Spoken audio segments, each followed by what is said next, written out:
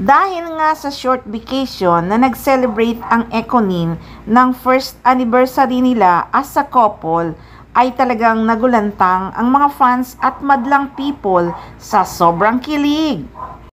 Talagang masayang-masaya ang mga fans nang makita ang video ng short vacation ng Ekonin. Ay talaga namang kikiligin ka ng sobra. Ang mga fans nga sobrang nataranta sa pag-comment sa video na nakapost nga sa social media ni Jericho Rosales at Janine Gutierrez.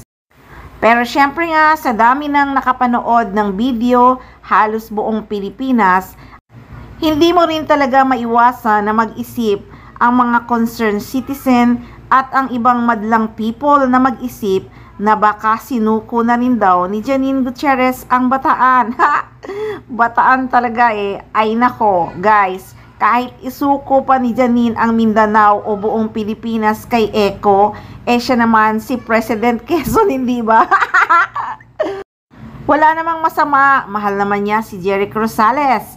At least no regret kasi binigay niya ang lahat. Baka mahuli pa nga naman sa biyahe. Mamaya pa magunaw na ang mundo, hindi pa niya nararating ang langit. Gustong-gusto na nga ng mga fans niya na may baby ng Ekonin, di ba?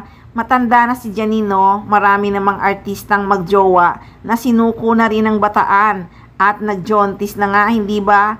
Nako, hindi siya huhusgahan ng mga fans niya kasi gusto na nilang mag-anak na nga si Janine Gutierrez at mag-family na sila ni Jericho Rosales. At nako, baka nga si Lotlot at saka si Monching talagang gustong-gusto na ring magkaapo. Pero kilala naman natin si Janine Gutierrez, hindi ba? Maingat talaga yan. At may dream wedding talaga siya. At gusto niya pag nagpakasal siya, pang forever na. Pero malay natin, next year, di ba? Magulantang na lang tayo na sinuko na nga ni Janine Gutierrez ang Pilipinas. Ay, ambot, lubot. Kayo na rin ang nagsabi, di ba, na mag-asawa na nga ang galawan ng Ekonin. So, what you see is what you get. Peace po tayo. Si Janine at Eko lang ang nakakaalam. Tayo lang naman kinikilig lang sa kanila, di ba? Kaya wala na tayong pakels kung sinuko na or binigay na ni Janine ang mansanas kay Adan. Ay nako, nalulukring na ako sa sobrang saya sa Ekonin. Nalulukring na talaga ako sa sobrang kilig.